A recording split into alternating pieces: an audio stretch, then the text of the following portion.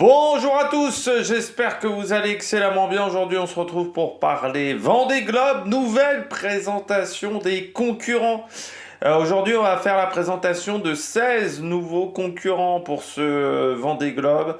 Et puis, on aura une deuxième vidéo dans la journée où on terminera les derniers concurrents. Voilà, on aura fait la présentation des 40 participants de cette édition 2024 du Vendée Globe. Je rappelle que c'est un record. N'hésitez pas à vous abonner à la chaîne, à réagir dans les commentaires, à mettre un pouce bleu, à partager la vidéo sur les réseaux sociaux, notamment auprès de vos proches si vous pensez que ça peut les intéresser. Dans les commentaires, n'hésitez pas à me donner vos favoris, à me dire ce que vous pensez des concurrents dont on va parler dans cette vidéo aujourd'hui. Si vous avez les moyens et que vous voulez soutenir mon travail, vous pouvez faire un super thanks et je remercie les gens qui le font. Vous pouvez également rajouter la petite cloche, comme ça vous êtes au courant des dernières vidéos qui sortent sur la chaîne. On commence tout de suite avec cette vidéo. Et bien aujourd'hui, on va parler des concurrents qui ne sont pas forcément les plus rapides. On a déjà fait les favoris. On va pas forcément parler tout de suite des outsiders, parce que sinon vous ne regarderez, vous n'allez pas regarder la dernière vidéo.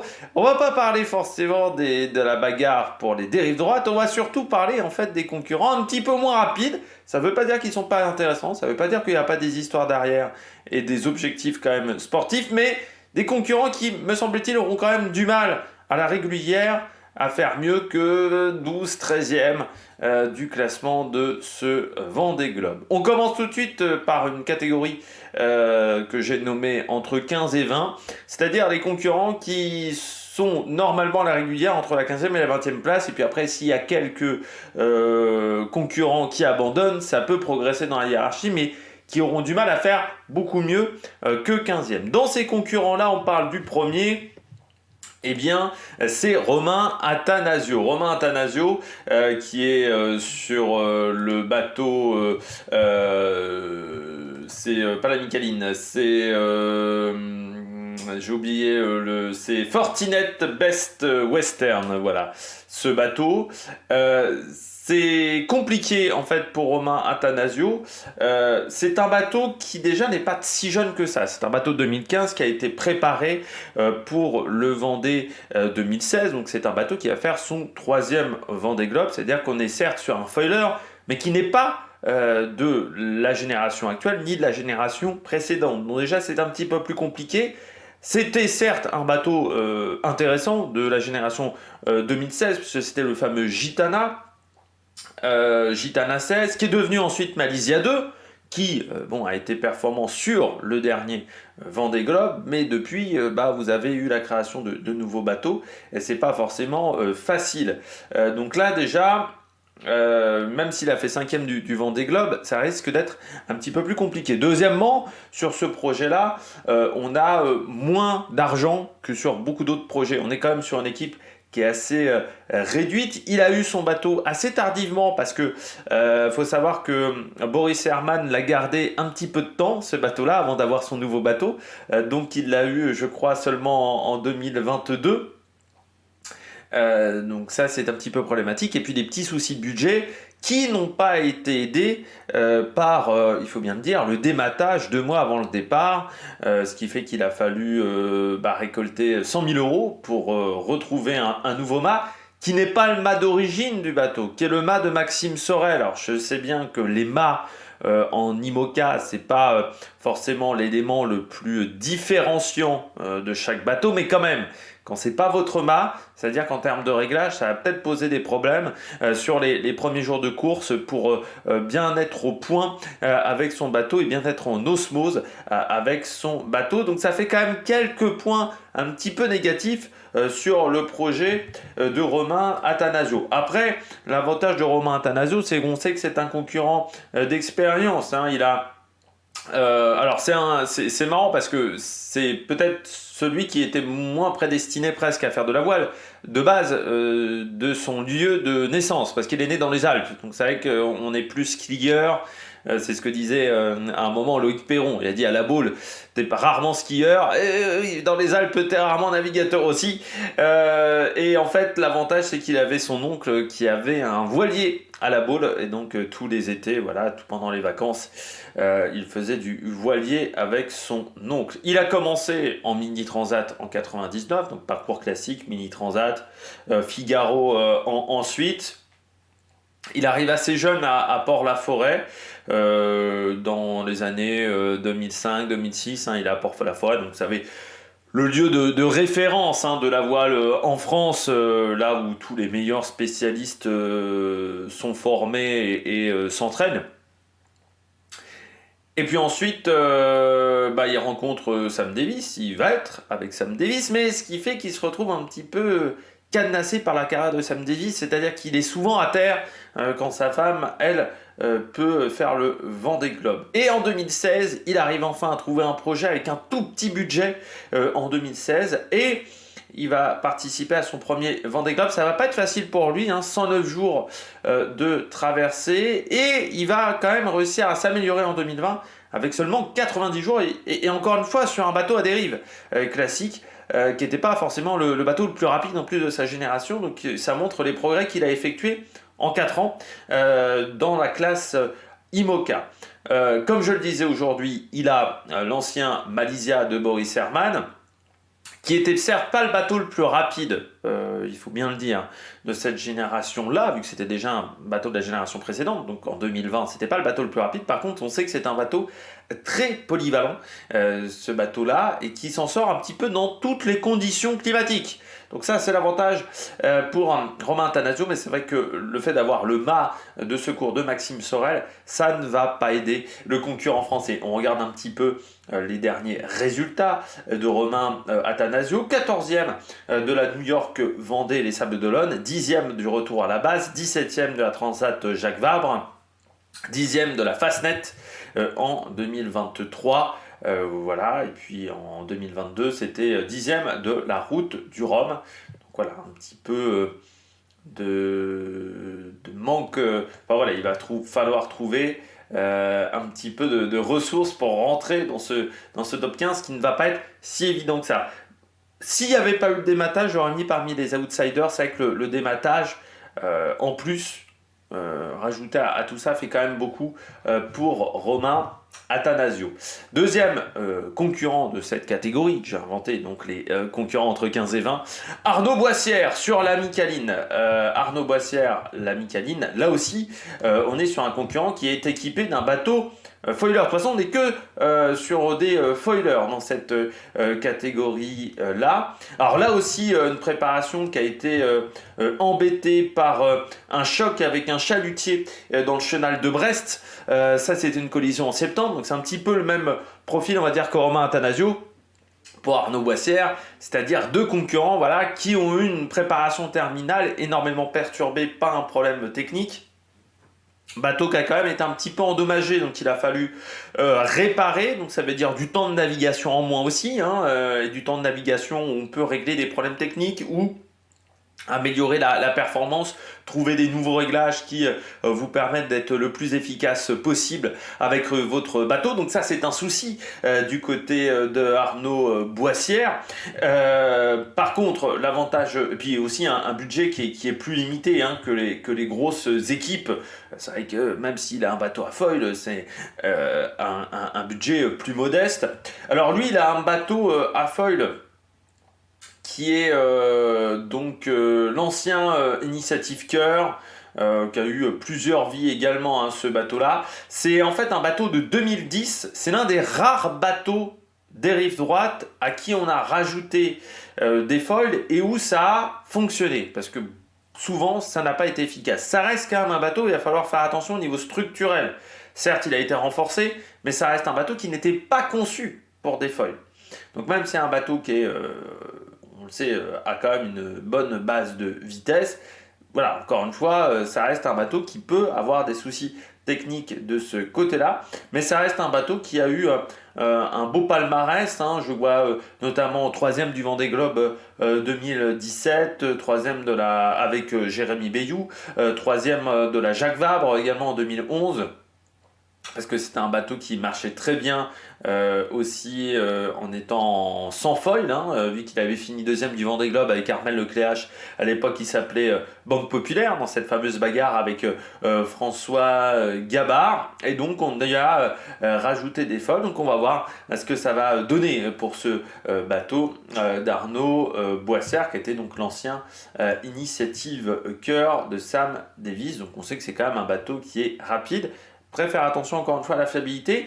On a aussi un skipper qui est fiable, hein. Par contre, Arnaud Boissière, c'est le seul pour le moment dans l'histoire à avoir fini 4 Vendée Globe d'affilée. Et il va essayer d'en finir un 5e. Ça, c'est assez extraordinaire. Même Jean Le Cab, qui a pourtant beaucoup d'expérience, n'a pas fini autant de Vendée Globe et surtout d'affilée. Alors, il a une passion avec le Vendée Globe, hein, Arnaud Boissière, parce que c'est un objectif de vie presque. Il a vu adolescent le premier départ du Vendée Globe, le départ de 89, et puis il s'est dit bon, bah, je veux faire ça, hein, je veux faire ça de ma vie. 30 ans d'expérience quasiment sur la voile. Là aussi, on est passé par toutes les catégories du côté d'Arnaud Boissière. Donc voilà, c'est quelqu'un qui a fait donc, le Vendée Globe déjà en 2008, où il avait fini dans le top 10, 10e également du Vendée Globe 2017, 8e en 2012, un peu plus loin en 2021, où il avait fini à la 15e place. Et c'est un bateau qui par contre n'a pas eu forcément des grands résultats sur ses dernières sorties. Encore une fois, c'est un bateau qui est aussi de 2010, donc c'est un bateau qui a vieilli, et par rapport aux générations plus modernes, c'est un petit peu plus compliqué pour Arnaud Boissière. On regarde les derniers résultats. Lui, il n'a pas couru en 2024, mais il avait fait le retour à la base en 2023, où il avait fini à la 16e place, 23e de la Jacques Vabre, 13e de la Rolex Fastnet, 7e de la Guyadé Bermude 1000 Race, donc est une course en double. Il avait fini également 17e de la route du Rhum en 2022 sur les derniers résultats avec ce bateau. On poursuit avec les concurrents de cette catégorie. Pipe Air, là aussi une concurrente intéressante, Pipe Air. L'histoire de Pipe Air avec la navigation, elle est très ancienne parce qu'en fait elle était navigatrice professionnelle, c'était son métier, c'est-à-dire qu'elle faisait des croisières, elle faisait du convoyage également, c'était son travail pendant toute l'année. Et puis elle s'est lancée assez tardivement dans la voile de course, il faut bien le dire, en 2010. Mais encore une fois, l'expérience avant de son ancienne vie professionnelle, elle a fait donc de la course en large, en commençant par la classe 40, hein, qui est l'avantage d'avoir des petits budgets, des budgets maîtrisés, surtout en 2010. La classe 40, c'était des budgets qui étaient... il n'y avait pas beaucoup de concurrence dans cette catégorie-là.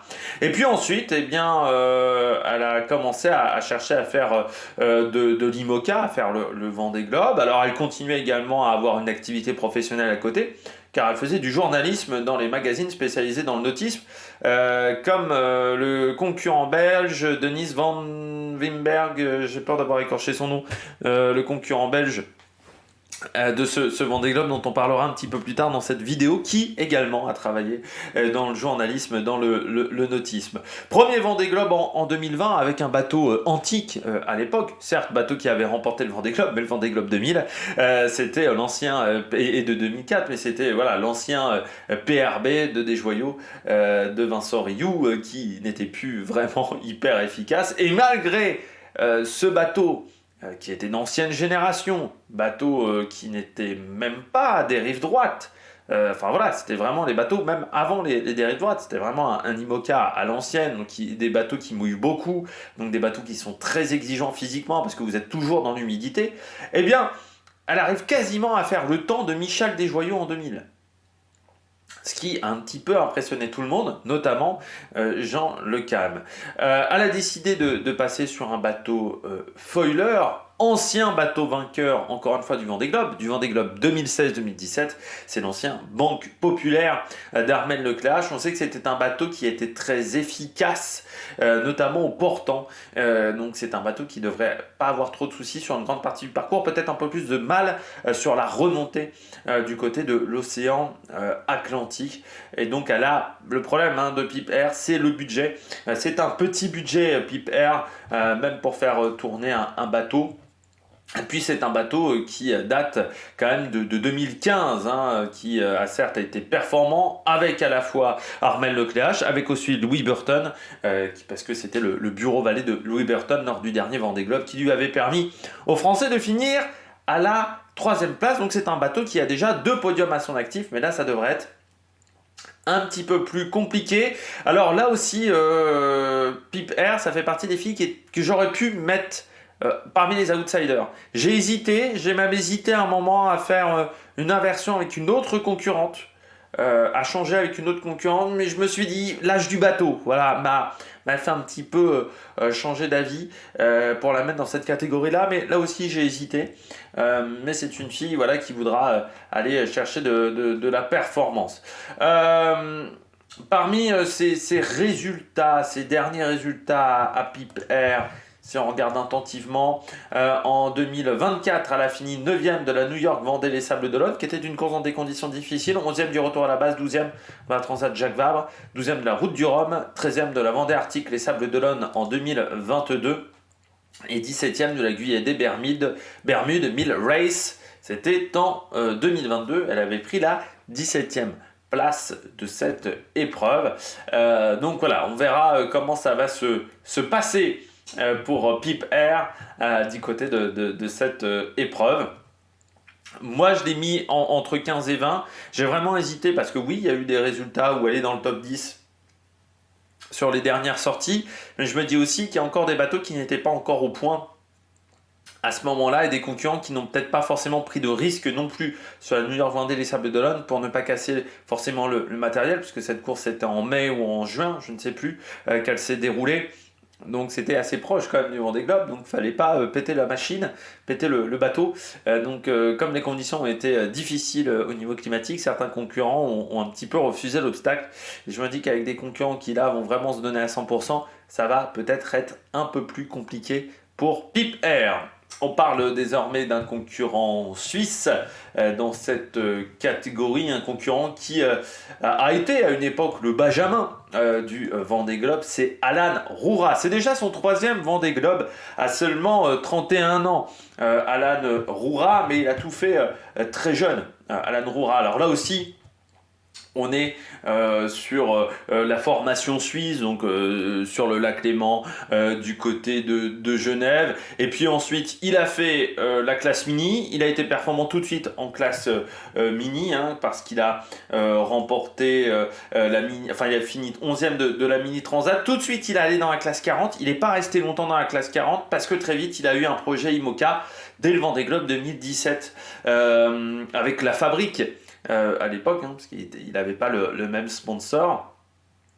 Et tout de suite, bon voilà, ça se passe pas trop mal pour lui sur ce premier Vendée Globe. Voilà, il prend une 12e place, qui pour un bisu avec peu d'expérience dans la voile, surtout dans la voile de la course au large, c'était vraiment pas mal de la part d'Alan Roura. Ensuite, il prend une 7e place sur la route du Rhum avec un bateau Foiler qui était de la génération précédente, mais qui était un bateau qui était très efficace. Et puis derrière, il fait également le record de l'Atlantique Nord en solitaire, ce qui n'avait pas été souvent réalisé avec ce bateau La Fabrique, où il s'en sort très bien. Mais ils s'aperçoivent que le bateau est peut-être pas si efficace que ça, ce foiler. C'est-à-dire qu'il a peut-être des petits soucis techniques de temps en temps. Et puis le budget de La Fabrique à l'époque, ce n'était pas un aussi grand budget que ce qu'il a aujourd'hui avec Hublot. Et puis derrière, un Vendée qui est compliqué, très compliqué, pas mal de... Alors c'est pas des gros soucis techniques, mais pas mal de petites couillades où tu sens que la préparation du bateau n'a pas été optimale. Il casse notamment sa bulle dans le roof, voilà, dans la zone de vie. Vous savez, vous avez des bulles sur les sièges de veille, et lui il a cassé une bulle, donc forcément ça l'a handicapé. Il a eu plein de petits problèmes, ce qui fait qu'il prend seulement la 17e place, qui pour lui était une déception. Et puis après derrière, avec ce bateau Hublot, qui est l'ancien bateau d'Alex Thompson, l'ancien Hugo Boss, ça n'a pas marché comme il le souhaitait. Vraiment, en termes de performance, il a été en retrait avec ce bateau-là. Et moi, j'ai souvent mis décevant Alan Roura, parce qu'il est rarement rentré dans le top 15 des différentes courses auxquelles il a participé avec ce bateau. Certes, c'est un bateau qui est rapide, mais c'est un bateau à la Alex Thomson, c'est-à-dire que c'est un bateau engageant, c'est un bateau extrême, ce Hugo Boss.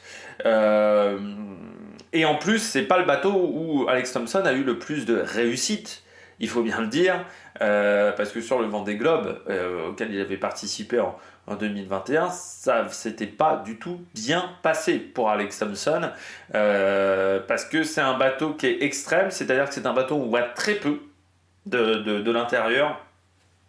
C'est les caméras qui vous permettent de voir au niveau des voiles, au niveau de plein de choses. Mais c'est vraiment presque le plus extrême avec Charal dans cette situation-là. Voilà, vous avez très peu de vision périphérique avec ce bateau, donc pour les départs, c'est vraiment pas simple. Et puis, c'est un bateau qui est extrême parce que c'était un bateau qui convenait à Alex Thomson. C'est-à-dire, Alex Thomson l'avait conçu entièrement pour lui. C'est le premier bateau fermé, vraiment, le premier IMOCA fermé de l'histoire. Et c'est vrai que ça a été très compliqué pour Alex Thomson et pour Alan Roura aussi. Alors, il a fait un gros chantier en 2023 pour modifier énormément le bateau, pour qu'il soit plus polyvalent, pour qu'il lui convienne mieux également.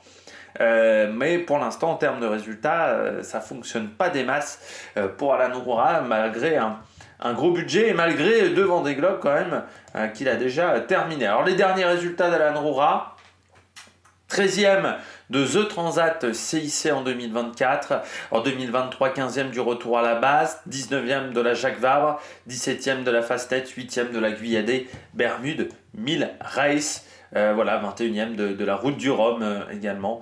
Mais il a du mal, voilà, avec ce bateau, il a du mal à être efficace pour le moment. Donc c'est vrai que c'est quelque chose qui l'embête un petit peu, Alan Roura. Et c'est pour ça que je le mets entre 15 et 20, parce que jusqu'à maintenant, sur les différentes sorties qu'il a effectuées, eh bien, il était à chaque fois à ce niveau-là. Un dernier concurrent dans cette catégorie. On termine avec le japonais Kojiro Shiraishi, peut-être l'un des concurrents les plus sympathiques au départ de ce Vendée Globe. Kojiro Shiraishi, alors là aussi 20 ans d'expérience dans le monde de la navigation. C'est vrai que beaucoup l'ont découvert en 2016 quand il a participé à son premier Vendée Globe, mais avant il a eu une vie. Kojiro Shiraishi, notamment, il a été préparateur de bateaux dans sa carrière, et puis ensuite il a fait pas mal de courses en équipage, donc il connaît quand même pas mal les mers du Sud. C'est vrai que Kojiro Shiraishi, qui est un foiler, alors c'est un foiler qui avait été conçu pour lui, il a été conçu dans le même moule que Charal, premier du nom, donc c'est un bateau de la génération précédente, mais qui est un bateau qui lui convient parfaitement. Alors pourquoi je le mets dans cette catégorie-là, Kojiro Shiraishi?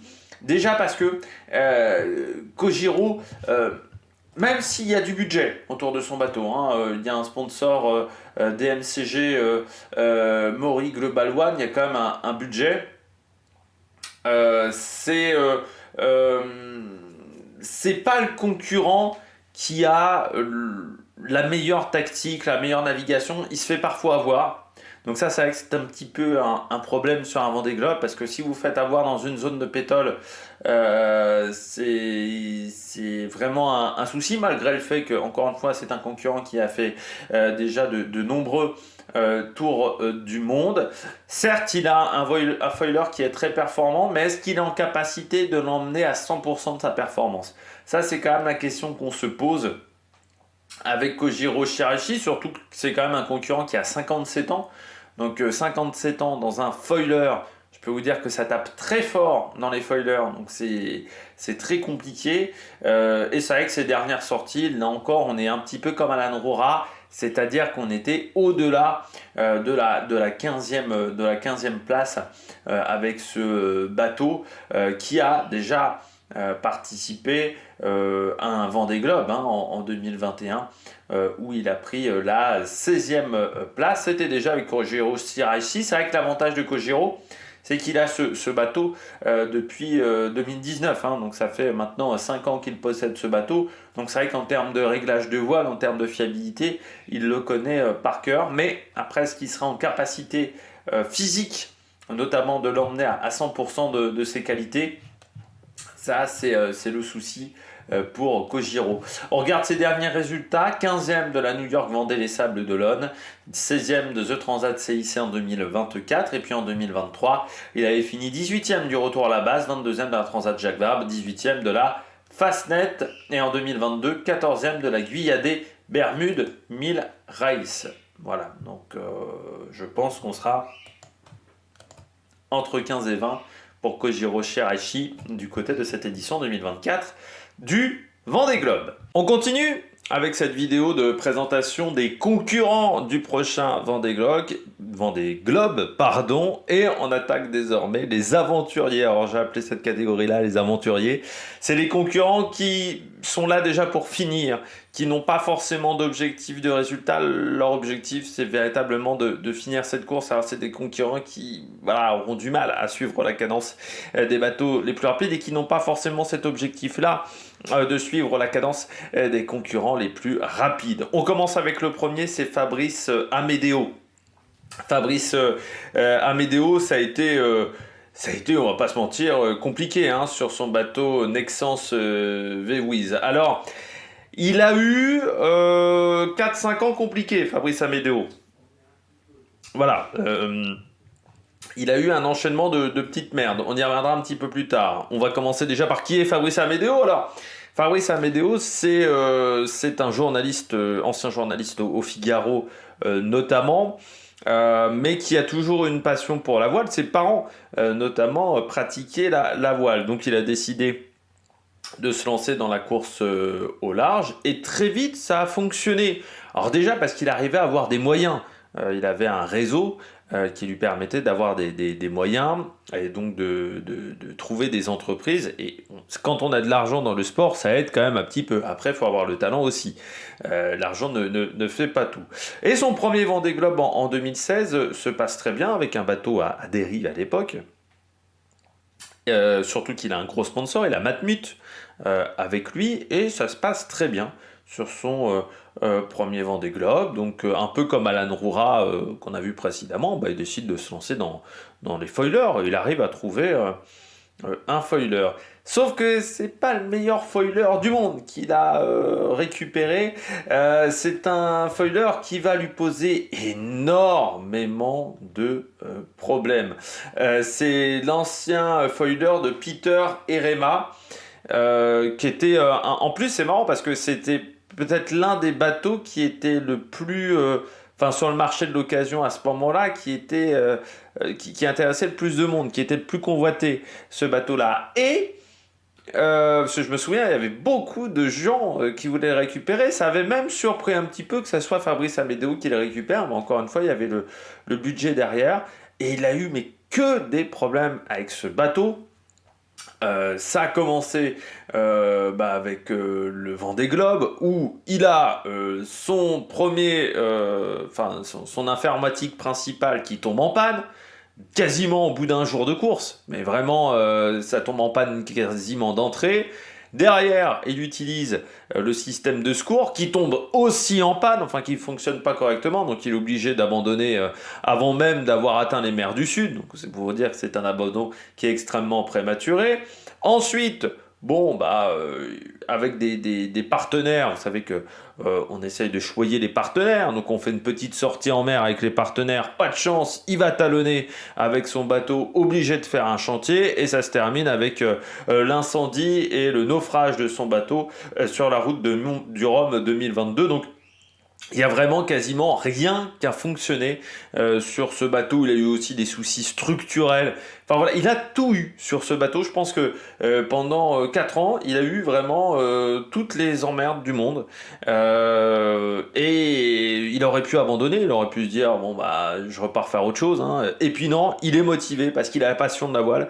Et donc il a décidé de racheter un bateau, ce qui a été compliqué quand même de trouver les sponsors qui voulaient bien racheter un nouveau bateau, parce qu'encore une fois, racheter un nouveau bateau à 2 ans du Vendée Globe, c'est quand même pas simple, en sachant que là sur le marché de l'occasion, il y avait plus grand chose, et il a repris un bateau de 2007 qui était un foiler. C'était un bateau, c'était les Hawker 3 de Mike Goldwyn, qui était un bateau qui était au départ à dérive, puis qui était devenu un bateau foiler. Ça fait partie des bateaux à dérive à qui on avait rajouté des foils, sauf que ça n'avait pas fonctionné en termes de performance. Il n'avait pas eu de problème structurel, mais en termes de performance, les foils n'apportaient rien. Et donc il a décidé d'enlever les foils, d'alléger le bateau, et surtout il a retrouvé l'un des deux architectes qui avait fabriqué le bateau. Et il s'est entouré de un de ces deux architectes-là, pour améliorer le bateau. Il a allégé le bateau, il a changé la position des ballasts, il a enlevé les foils, il a remis des dérives droites. Et il a refait également l'électronique parce que voilà, pour que ça soit le plus fiable possible, pour pas avoir les mêmes problèmes qu'il y a 2 ans. Et puis surtout, il a changé un petit peu d'état d'esprit. Avant, l'objectif de Fabrice Amedeo, c'était de rentrer dans le top 10. Il faisait partie des outsiders. L'objectif, c'était d'avoir un bateau qui soit efficace, qui soit performant, qui soit rapide. Là, l'objectif est déjà de finir. Et il y a un objectif écologique dans son projet. Déjà, il a repris un ancien bateau, ce qui est déjà le recyclage, mais surtout, il va essayer de capter la pollution des océans, c'est-à-dire que son bateau embarque des capteurs qui vont faire des mesures quotidiennes de la pollution dans les microparticules de l'océan. Et donc, il y a un vrai objectif de savoir où on en est, quelle est la situation du côté des océans. Et je pense qu'on va voir que c'est pas top et c'est bien catastrophique sur la pollution des océans, mais au moins on aura des données fiables. Donc voilà, il y a un esprit un petit peu scientifique avec ce bateau qui a aussi beaucoup de panneaux solaires. L'objectif est d'utiliser le moins possible d'énergie fossile. Il n'est pas encore dans la même idée que Conrad Coleman, qui lui ne va utiliser aucune, qui va vraiment tout faire sans énergie fossile. Mais vraiment, l'objectif de Fabrice Amedeo, c'est de consommer le moins possible. Et d'utiliser au maximum les panneaux solaires. Donc c'est un défi important. Et puis avec un bateau qu'il a refait quand même énormément, beaucoup de modifications sur ce bateau. Alors le problème, c'est que les modifications ont été faites en 2023, donc il a peu de milles sur ce bateau avec ces modifications. Après, l'avantage, c'est que c'est un bateau qui est simple, c'est un bateau qui a également déjà fait quelques participations, notamment au Vendée Globe, qui avait fini 5e du Vendée Globe 2021. Notamment, donc c'est un bateau qui a un peu de niveau et qui a montré de la bonne vitesse, ce bateau-là. Mais à l'époque, quand il avait fini 5e, c'était avec des foils. Désormais, ce bateau n'a plus de foils. On regarde un petit peu les dernières sorties de Fabrice Amedeo en course.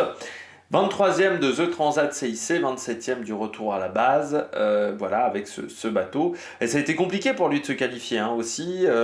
Ça a été très compliqué. Je pense qu'il sera quand même peut-être avant la 20e place, mais je suis pas sûr qu'il puisse se bagarrer avec les bateaux à dérive droite classiques que l'on verra dans la dernière vidéo de présentation de ce Vendée Globe. On poursuit avec Conrad Coleman. Alors là aussi un projet écologique du côté de Conrad Coleman. Donc comme je le disais, le concurrent néo-zélandais, son objectif c'est de faire le tour du monde sans utiliser d'énergie fossile. Il faut savoir que certes les bateaux, ça peut être surprenant de dire qu'on utilise de l'énergie fossile, les bateaux à l'intérieur ils ont un moteur, ils ont même l'obligation d'embarquer du carburant.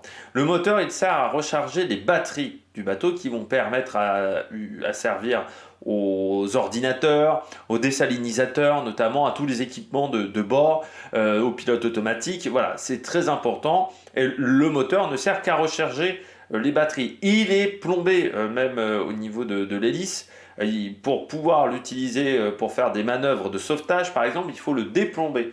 Il faut avoir l'autorisation de la direction de course pour le déplomber. On oblige les concurrents à embarquer un moteur et embarquer de l'essence, notamment c'est pour dépanner les concurrents et pour les sauvetages. Donc il va avoir de l'essence dans son bateau, mais c'est un moteur électrique.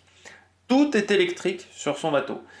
C'est sans énergie fossile, il y a juste de l'essence, parce que dans le règlement, il faut avoir de l'essence embarquée à l'intérieur du bateau. Alors Conrad Coleman, c'est un concurrent qui participe à son 2e Vendée Globe. La première fois, c'était en 2016.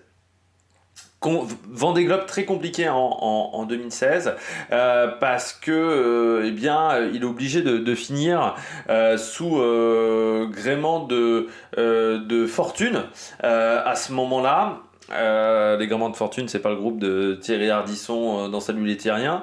C'est que voilà, il a cassé son mât à une dizaine de jours de l'arrivée. Il est obligé de finir sous gréement de fortune et en plus, il finit sans nourriture. Parce que il a mis trop de temps, donc il lui manquait une quinzaine de jours de nourriture. Donc vraiment, le Vendée Globe extrêmement compliqué. Alors après, c'est quelqu'un qui est né sur un bateau, là aussi, Conrad Coleman, mais pendant très longtemps, bon, la voile, on lui autorisait pas trop parce que son père était mort sur le voilier familial lors d'une traversée alors qu'il avait 1 an. Et puis bon, quand même, au bout d'un moment, on est en Nouvelle-Zélande, on n'est jamais loin de la mer, donc l'envie d'aller sur la mer, ça s'est trouvé par là. Et en 2008, il décide de se lancer dans la voile, alors qu'à ce moment-là, il est aux États-Unis et qu'il fabrique des vélos, des cadres de vélos. Il va se lancer dans la voile et donc il fait mini transat, puis classe 40, puis premier Vendée avec un tout petit budget. Et en 2020, il veut faire le Vendée Globe, sauf que il va avoir des problèmes de budget, donc il ne va pas pouvoir le faire et il va décider d'avoir ce projet-là en 2024 avec ce tour du monde sans énergie fossile. En termes de performance, ça risque d'être compliqué. C'est l'ancien bateau de Maxime Sorel qui déjà, il y a 4 ans, avait quand même fait avait été très très bon en termes de performance, parce que c'était un bateau vraiment d'ancienne génération. Et le problème, c'est que c'est un bateau qui a beaucoup de pièces d'origine.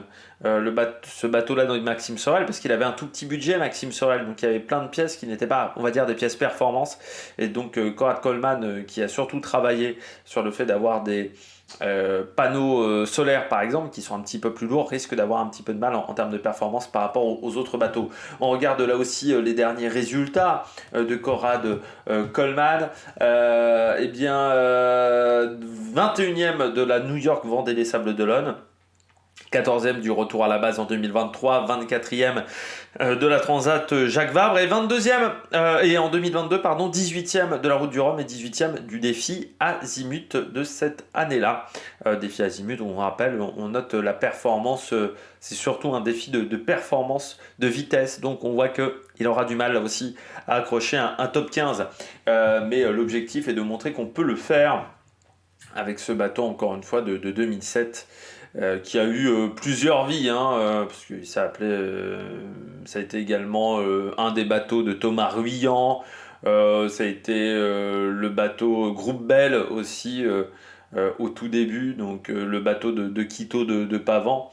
Donc voilà, c'est un bateau qui a eu énormément de vie, et donc maintenant qui est un bateau avec énormément de panneaux solaires.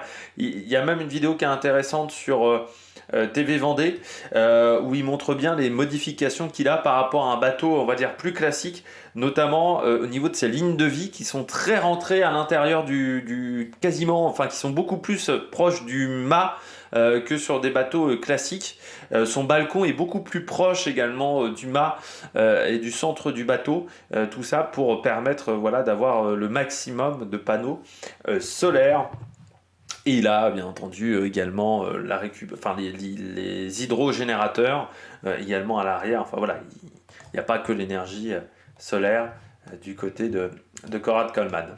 Troisième concurrent de cette catégorie, c'est Antoine Cornic. Alors Antoine Cornic, là aussi, il a une histoire assez surprenante parce qu'il a mis 16 ans à revenir à la voile. C'est-à-dire que Antoine Cornic, il commence, comme pas mal de concurrents de son époque, par la Mini Transat, donc 2001. Il fait la Mini Transat, il finit 11e de la Mini Transat, ce qui n'est pas catastrophique, ce que un résultat correct sans plus, on va dire, de cette Mini Transat. Et puis, il continue pas la voile, il décide de faire d'autres choses, il va devenir restaurateur, il va également faire du rugby amateur, mais la voile, ça l'intéresse plus, il est plus concentré dessus. Et puis, 16 ans après, c'est-à-dire en 2001-2017, il décide de refaire la Mini Transat.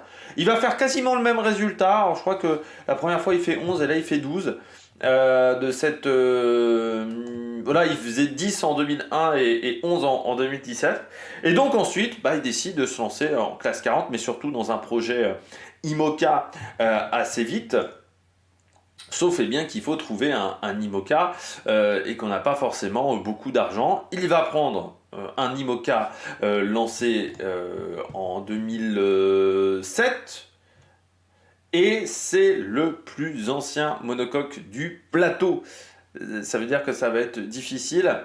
C'est la première fois également qu'il va être dans les mers du Sud. Il n'a jamais navigué dans les mers du Sud. Donc ça va être un vrai bisu de ce côté-là. Mais il est là surtout pour finir. Il n'y a pas forcément la pression du résultat pour Antoine Cornic. Voilà, il veut déjà être à l'arrivée. Il est déjà content, je dirais, d'être là, mais il veut surtout être à l'arrivée de ce Vendée Globe. Que dire d'autre sur ce bateau, donc lancé en 2007. Donc c'est le bateau le plus ancien de la flotte, bateau à dérive droite, bateau qui a été légèrement modifié. La préparation n'a pas été simple pour Antoine Cornic. Il a fallu boucler le budget, ce qui n'a pas été évident pour le skipper. Et puis, il a récupéré quand même une nouvelle quille dans les modifications du bateau. Et puis, il a récupéré un mât qui appartenait à Samantha Davis, un ancien mât d'un bateau de Samantha Davis. Donc voilà, pour tenter d'améliorer au maximum le bateau. Donc voilà, de ce bateau à dérive droite d'Antoine Cornic. J'ai pas grand chose d'autre à dire sur ce concurrent.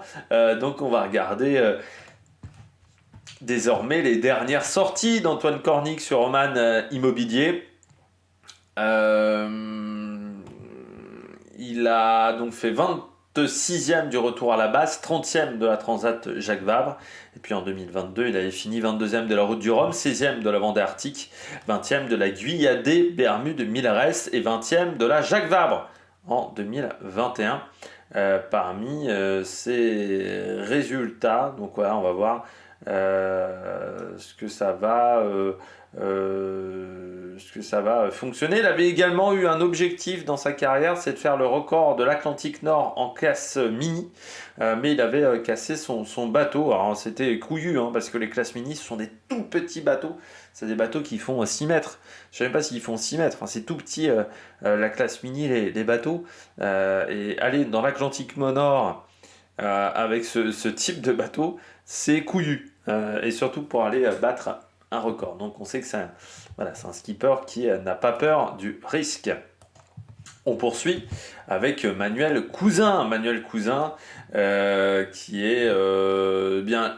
Je dirais que Manuel Cousin, pour moi, c'est vraiment le gentleman, ce qu'on appelle en sport mécanique, le gentleman driver 24 heures du Mans dans les courses d'endurance, les courses de GT. Pour moi, c'est vraiment un gentleman driver, c'est-à-dire que c'est vraiment le mec qui est là depuis des années, qui a une vie, qui a une entreprise. Il a été PDG dans l'industrie et qui voilà, avait une passion qui était la voile et il a décidé de se lancer dedans avec quand même du professionnalisme, c'est-à-dire qu'il a décidé d'y aller quand même à fond. C'est son deuxième Vendée Globe. Il avait fait le Vendée Globe en 2020. Enfin 2020-2021, c'était son premier Vendée Globe, et c'est un concurrent assidu, c'est-à-dire que depuis qu'il a récupéré un IMOCA, il a participé à toutes les courses de la classe IMOCA quasiment depuis 2017. Donc c'est un des concurrents qu'on voit à de nombreuses reprises. Que dire d'autre de Manuel Cousin? Donc voilà, il s'est lancé dans la voile en 2013. Il a ce bateau depuis donc 2017. C'est le même bateau, donc c'est-à-dire qu'il a une expérience dessus énorme parce que ça fait donc 7 ans qu'il possède ce bateau. Donc il maîtrise complètement, il a fiabilisé. Enfin voilà, il connaît parfaitement sa machine. C'est l'ancien bateau de Jean-Pierre Dick de 2007, donc on sait que Jean-Pierre Dick faisait quand même plutôt des bons bateaux, donc on sait que c'est un bateau qui va quand même vite, malgré tout c'est un bateau à dérive, donc on sait qu'on peut pas faire forcément de miracle. Il a de l'argent au niveau des sponsors, même s'il a perdu Groupe Cétain, parce que pendant des années il était sponsorisé par Groupe Cétain. Et il a aussi un projet humanitaire, hein, il y a Initiative Cœur, mais là c'est le projet Coup de pouce, voilà, du côté de Manuel Cousin, voilà, avec ce bateau, donc coup de pouce. Donc voilà, ça a été un bateau qui a eu de nombreux noms dans sa carrière, hein. Ça a été la Micaline aussi à une époque. Voilà. Ça a été un bateau qui a eu plusieurs vies du côté de ce bateau au coup de pouce. Et voilà, c'est un bateau quand même intéressant. Et puis on verra ce que ça donnera au niveau des résultats. Mais l'objectif de Manuel Cousin, c'est de finir, encore une fois, on est sur un gentleman diver qui s'amuse, voilà, s'amuse à faire de la voile depuis des années. Et puis l'objectif, ça sera de battre son temps qui était de 103 jours il y a 4 ans. Et puis son bateau depuis a subi énormément de modifications quand même, hein. Certes, c'est un bateau de 2007, mais il a changé les safrans, dérives, ballast aussi. Le mât a également été modifié pour tenter d'améliorer la performance de ce bateau, surtout qu'il avait fini son Vendée Globe précédent avec un vérin de quille cassé, donc c'est-à-dire que la quille ne basculait plus. Donc je peux vous dire que c'était vraiment assez rock'n'roll pour Manuel Cousin. Les derniers résultats de Manuel Cousin: 2024, il a fait la New York Vendée les Sables d'Olonne, 23e, 25e du retour à la base et de la Transat Jacques Vabre, 23e de la Rolex Fastnet, et puis 32e de la Route du Rhum 2022 et 22e du défi Azimut cette année-là. Et donc on rappelle son précédent record de performance, 103 jours, 18 heures, 15 minutes et 40 secondes. Donc l'objectif, ça sera de descendre sous les 100 jours pour Manuel Cousin.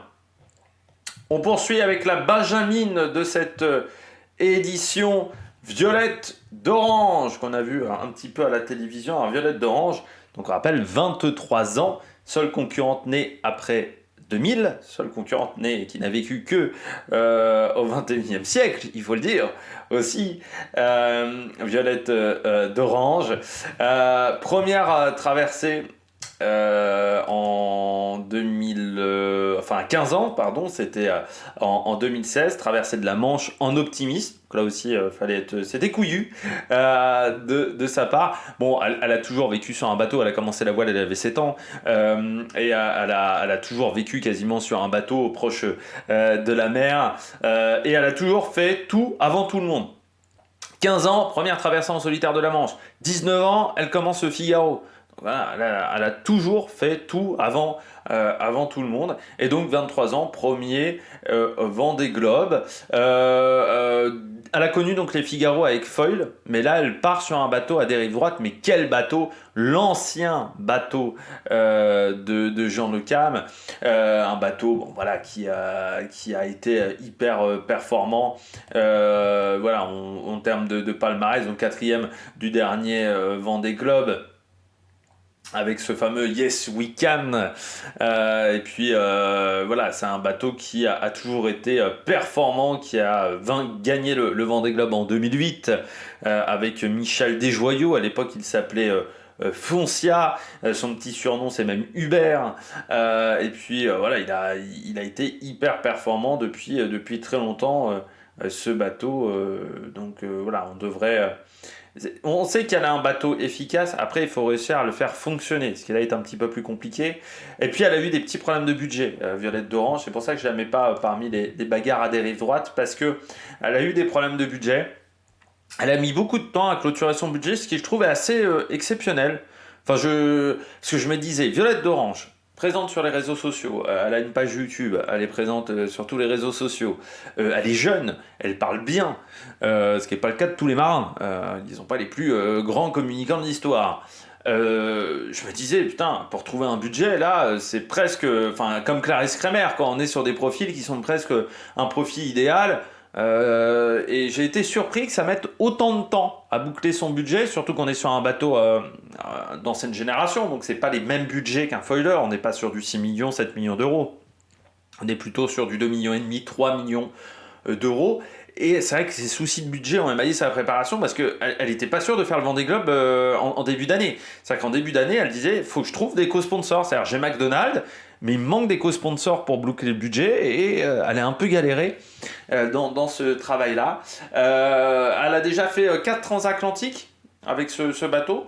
Elle était même en tête le premier soir de la New York Vendée les Sables, où elle était en tête le premier soir avec des conditions où c'était du brouillard, enfin voilà, des conditions qui n'étaient pas évidentes. Puis là, on va voir ce que ça va donner sur ce bateau. On sait qu'il y a le niveau de performance pour aller vite.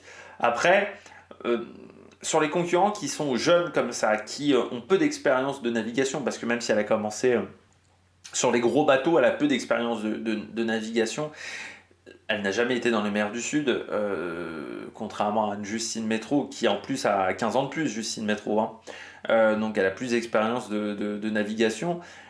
Les mers du Sud, prendre les risques dans les mers du Sud, ça va être compliqué. Faire des choix stratégiques et essayer de ne pas suivre les autres, ça va pas être évident. Donc c'est pour ça que je la mets pas parmi la bagarre à des rives droites, parce que je pense qu'à certains moments, le manque d'expérience va jouer un peu contre elle. Mais l'objectif est déjà de finir, de prendre de l'expérience. Et puis en 2028, et puis en 2032, Violette d'Orange, là, je pense que ça sera une fille qui sera extrêmement dangereuse et qu'on pourra remonter dans la hiérarchie du côté de la présentation du Vendée Globe 2028. Elle sera bien plus haut dans la hiérarchie, je pense, Violette d'Orange.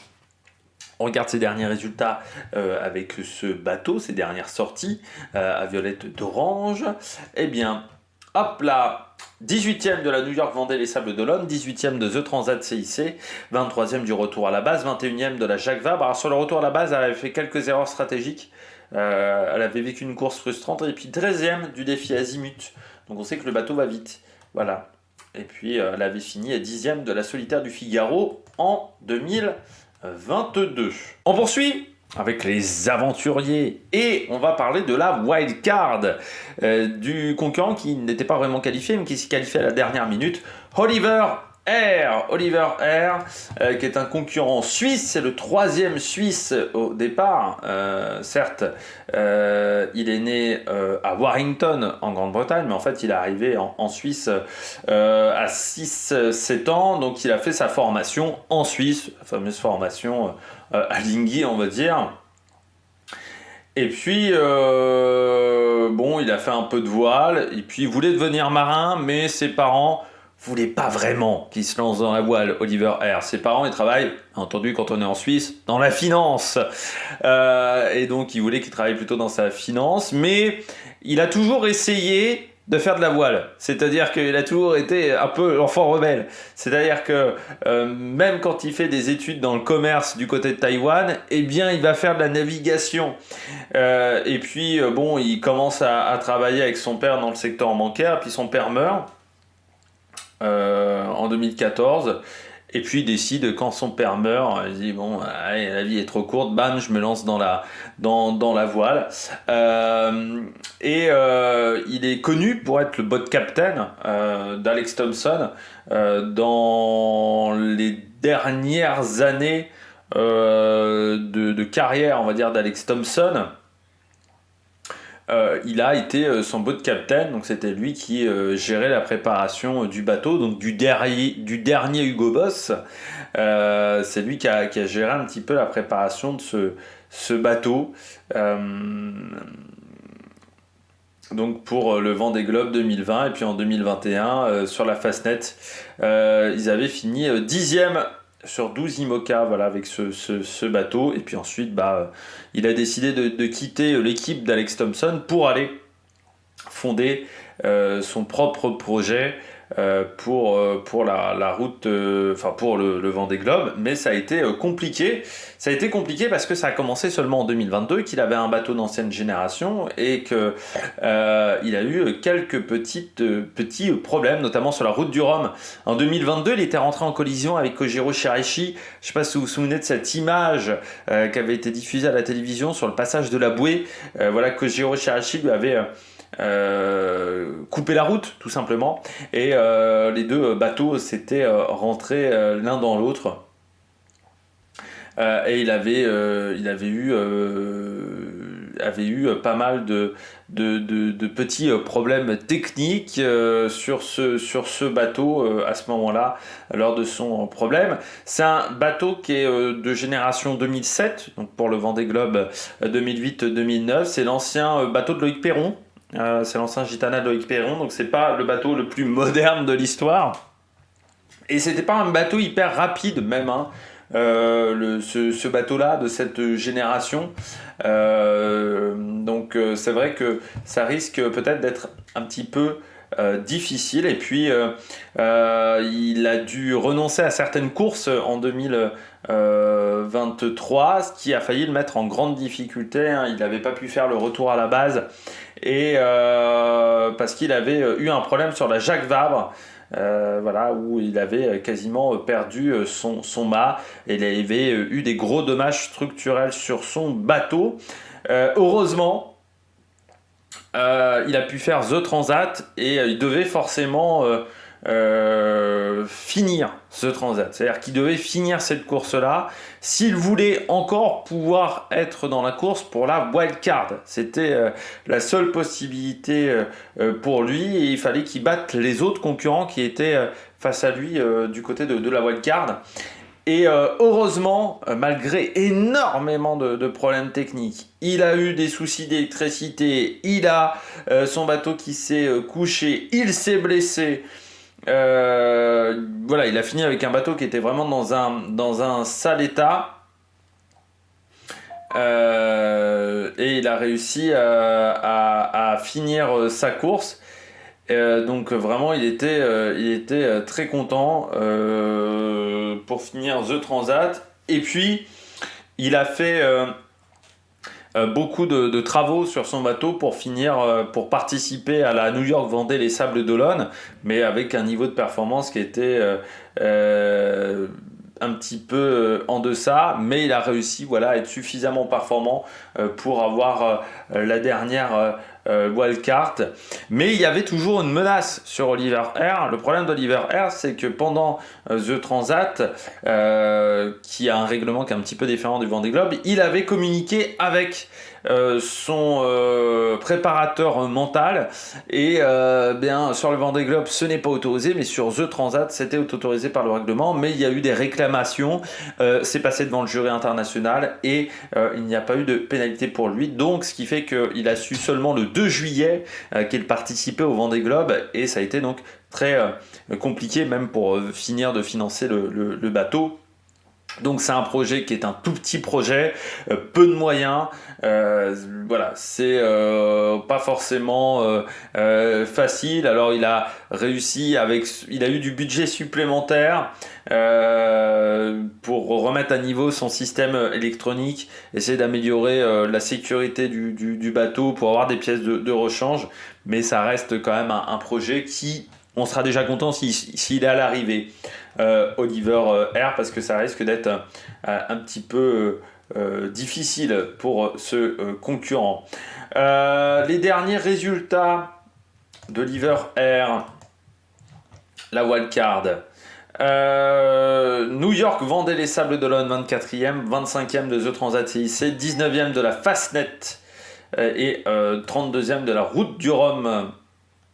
Voilà, parmi ces résultats en 2022 et 21e du défi Azimut. Donc l'objectif, ça sera déjà de finir, vous l'avez bien compris, pour ce concurrent Oliver Air. On poursuit avec un autre concurrent qui a l'année de lancement la plus ancienne, même si c'est pas forcément le bateau à dérive le plus vieux, parce que c'est un bateau qui n'est pas vraiment un bateau à dérive. C'est en fait le seul IMOCA à l'ancienne. C'est un gros classe 40 quoi, dans l'idée. C'est le bateau de Foissier. C'est Sébastien Marseille. Donc c'est un bateau vraiment d'ancienne génération. C'est le seul en fait qui est dans cette configuration-là. C'est-à-dire que c'est quasiment pas un bateau à dérive droite. C'est un bateau vraiment d'ancienne génération. Construit en 2006 et qui a subi assez peu de modifications, hein. Ce bateau-là, 21e du dernier Vendée Globe, mais c'est l'un des budgets les plus petits de la flotte du côté de Sébastien Marset. Alors Sébastien Marset, dans sa carrière, il a fait un petit peu de tout. En termes de sport, il a fait du basket, du kayak, en même temps c'est un gaillard d'1m90. Et puis il s'est lancé dans la classe mini à partir de 2005. Donc là, on se dit, bon, 2005, on se dit, comment ça se fait qu'il n'a pas fait de l'IMOCA et du Vendée Globe avant? Parce qu'il n'avait pas forcément trouvé l'équipe ou le budget qui pouvait convenir à un IMOCA. Donc il a fait beaucoup de courses en équipage, notamment sur la Ocean Race à Volvo. Il a été équipier de Franck Camaas. Il a remporté 3 fois la Fastnet. Il a été membre de l'équipe de Spindrift également, donc c'est un équipier qui était on était très content de l'avoir dans les équipes. Et puis il a réussi à retrouver un bateau qui est le plus ancien de la flotte, qui est un bateau qui est resté dans son jus, on va dire, de l'époque. Il y a eu assez peu de modifications sur ce bateau depuis sa mise à l'eau en 2006.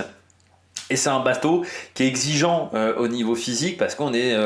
alors, c'est pas exigeant parce que c'est pas un bateau qui tape, c'est un bateau qui est confortable par rapport à certains bateaux foilers, mais il est exigeant pour toutes les manœuvres parce que c'est un bateau à l'ancienne et que l'ergonomie date de l'époque de 2006. Donc on a fait beaucoup de progrès sur l'ergonomie des bateaux et c'est ça qui va être pas évident. Et puis c'est un bateau c'est certes rapide à l'époque, mais c'est un petit budget et beaucoup de pièces d'occasion, donc on va voir si ça va tenir le coup jusqu'à la fin de la course pour Sébastien Marset.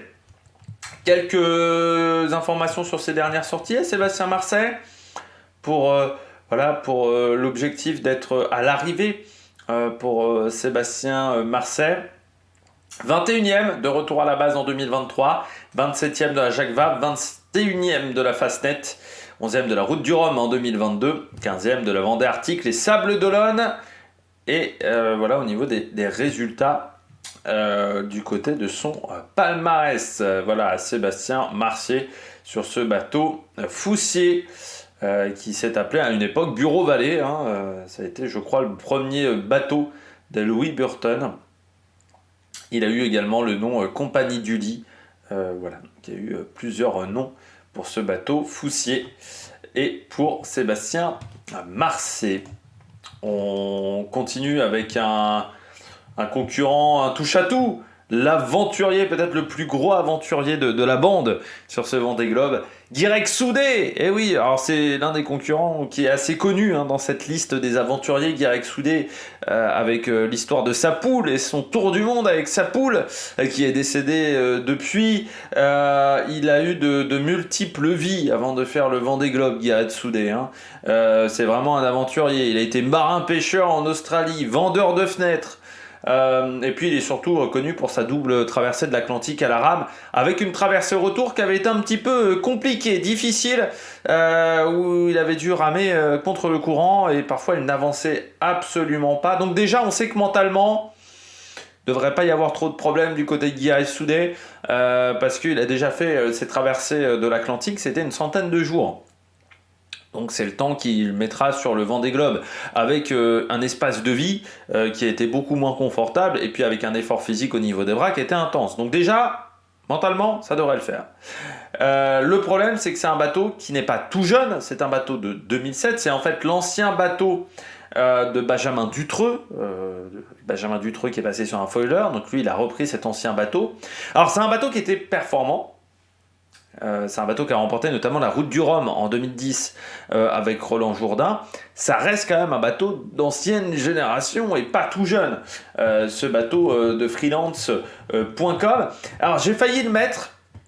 Il était à la limite pour être dans la bagarre des concurrents à dérive droite. J'ai vraiment hésité du côté de Guirec Soudé parce qu'il y a quand même des moyens financiers.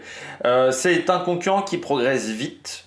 Parce que certains au départ se sont dit c'est le petit rigolo qui se lance à la voile, un petit peu comme Sébastien Destrumeau. Il a été vu un petit peu comme Sébastien Destrumeau. Je ne sais pas si vous vous souvenez de Sébastien Destrumeau, qui avait fait le Vendée Globe en 2016, qui avait fini le Vendée Globe en 2016-2017, qui avait été le dernier concurrent à l'arrivée, mais qui avait été à l'arrivée et dans les temps. Il était arrivé avant la fermeture de la ligne d'arrivée. il n'avait pas été apprécié par, on va dire, les spécialistes de l'IMOCA, parce qu'il dénotait. C'est vrai que c'était un concurrent qui était... Il l'avait dit dès le départ, je viens pas là pour être rapide, je viens là pour finir, et puis je viens là pour, on va dire, presque divertir les gens, pour expliquer la voile aux gens. Et le projet avait moyennement plu à certaines personnes, à certains navigateurs qui trouvaient que c'était un petit rigolo qui avait décidé de se lancer dans la voile et que c'était pas vraiment sérieux.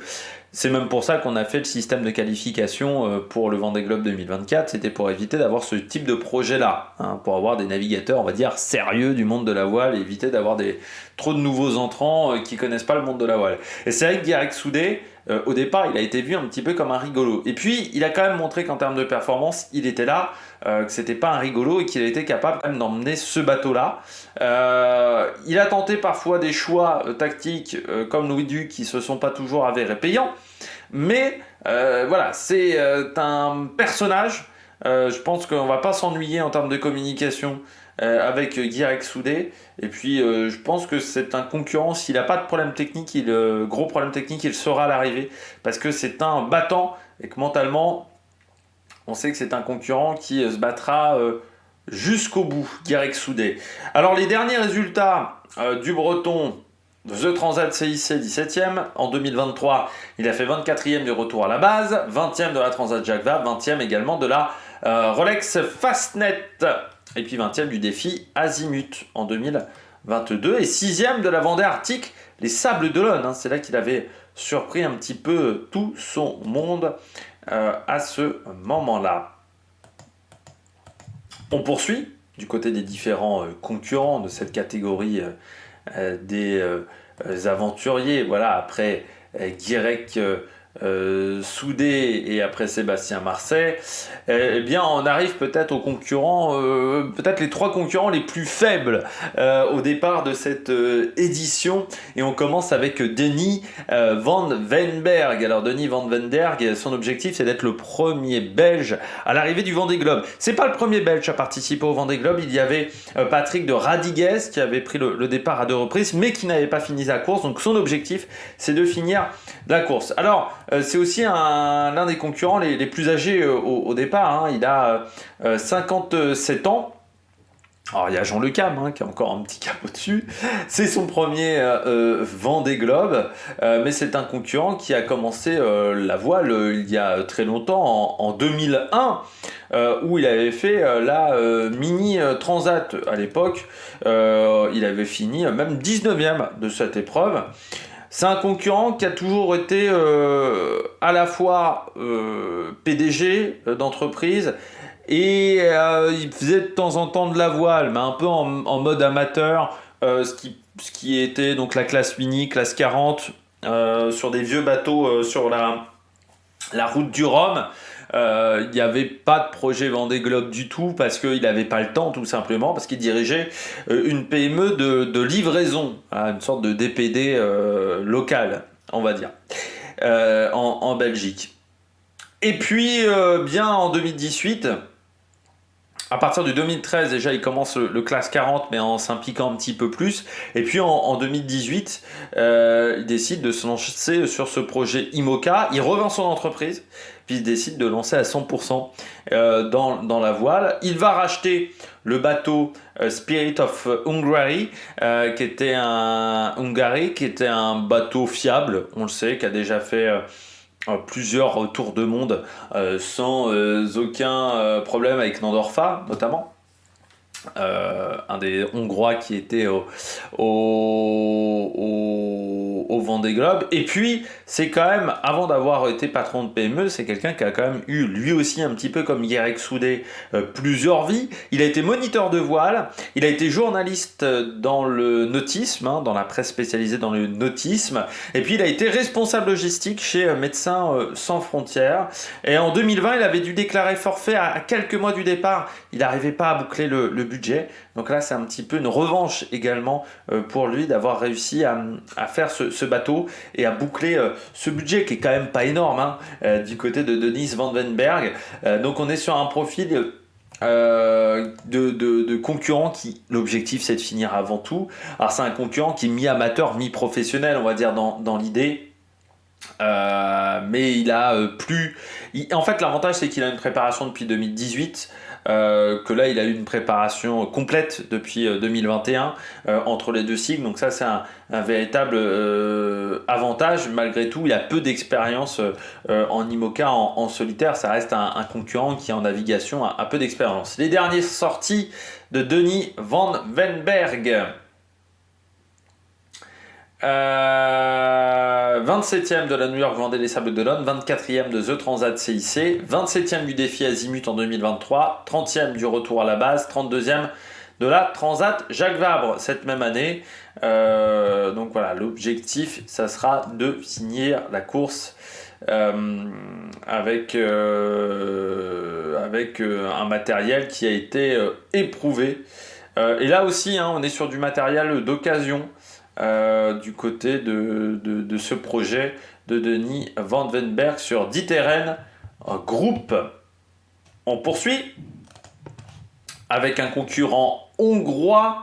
Alors, je vais certainement écorcher le nom. Salzbosch Veres, donc, ou Salzbosch Veres. Je le prononce très mal. Donc hongrois, alors concurrent qui lui est aussi pas très expérimenté en IMOCA, mais qui a quand même beaucoup d'expérience en navigation, quand même son hongrois. Ça pourrait peut-être être une des surprises de ce Vendée Globe, parce qu'il a commencé la voile très jeune. Alors là, c'est pas le lac Léman. En Hongrie, c'est le lac Balaton, qui est très connu également. Beaucoup de courses en équipage, alors beaucoup de courses en équipage sur les 30 dernières années, notamment avec Nadorfa, qui a été le premier non français à finir un Vendée Globe, il faut le rappeler. Donc il a construit pas mal de bateaux également dans sa carrière, parce qu'il est ingénieur, notamment des bateaux pour Nadorfa. Et puis, voilà, il se lançait pas vraiment dans la course au large, il était concentré plutôt sur sa carrière pour préparer des bateaux. Il faisait de la course en équipage, mais pas forcément passionné par le Vendée Globe. Et puis il a aidé Nadorfa sur son dernier projet Vendée Globe, et là il s'est dit bon, ça m'intéresse de plus en plus. Et puis à 49 ans, il a décidé de se lancer en solo. Son bateau, il date de 2007, donc c'est encore une fois cette génération des bateaux des rives droites qui n'étaient pas avec des foils. Et c'est quand même un bateau qui a déjà fini 2 fois le Vendée Globe en 2021 et en 2009, où il avait pris la 6e place à l'époque.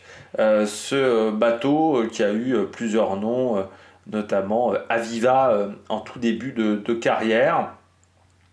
Donc c'est un bateau à dérive de 2007, voilà, du côté de ce Hongrois.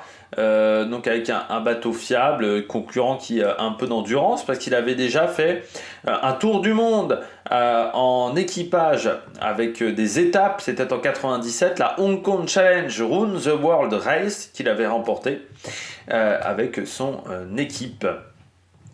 Les dernières sorties de ce concurrent hongrois, donc Salzbosch Veres, eh bien 28e du retour à la base, 26e de la Transat Jacques Vabre, 25e en 2023 de la Fastnet. En 2022, il avait fini 26e de la Route du Rhum, 23e du défi Azimut, et il avait abandonné l'épreuve Guyadé Bermude 1000 Race. Voilà, c'est aussi quelqu'un qui a repris ce bateau un peu plus tard que d'autres. Donc ça aussi, ça peut jouer un petit peu en sa défaveur. Et puis dernier concurrent de cette vidéo, on va parler d'un concurrent chinois, le premier chinois à participer au Vendée Globe.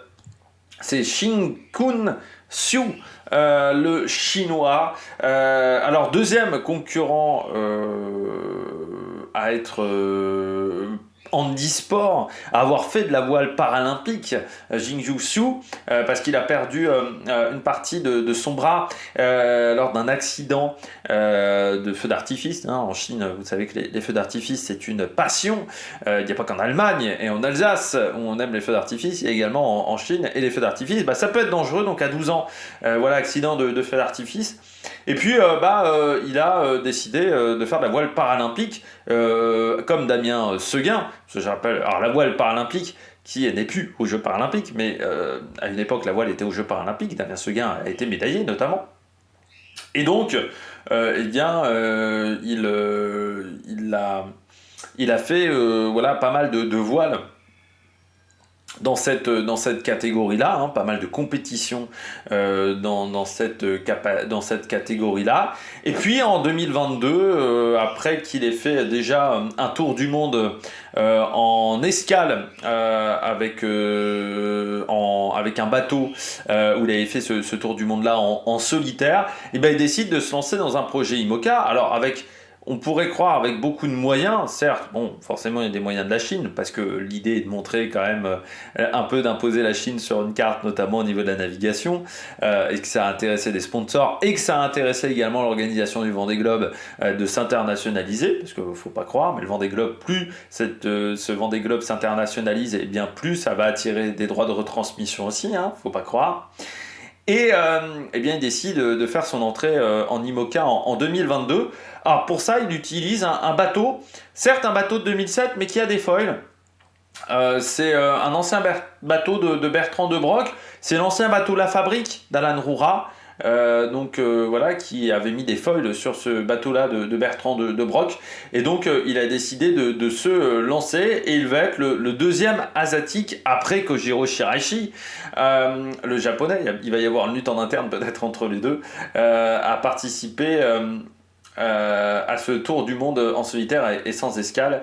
Donc ça va être son objectif, à être le premier chinois à faire ça. Mais le problème de ce concurrent, c'est qu'il a une expérience assez limitée. Pour le moment, il ne nous a pas vraiment impressionné par ses performances sur un bateau, mais on sait que c'est un concurrent qui devrait être solide mentalement, et puis qui a déjà vu les mers du Sud, ce qui n'est pas le cas de tous les concurrents au départ de cette course. Mais c'est une petite équipe, peu expérimenté aussi, il faut bien le dire.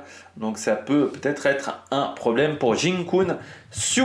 Les derniers résultats du concurrent chinois, eh bien, il a fini 26e de la New York Vendée les Sables d'Olonne, 31e du retour à la base, 33e de la Jacques Vabre, 29e de la route du Rhum. Voilà, souvent il a fini dernier des différentes courses auxquelles il a participé. Et puis il a fini 4e des championnats du monde de voile paralympique. Ça, c'était en 2017.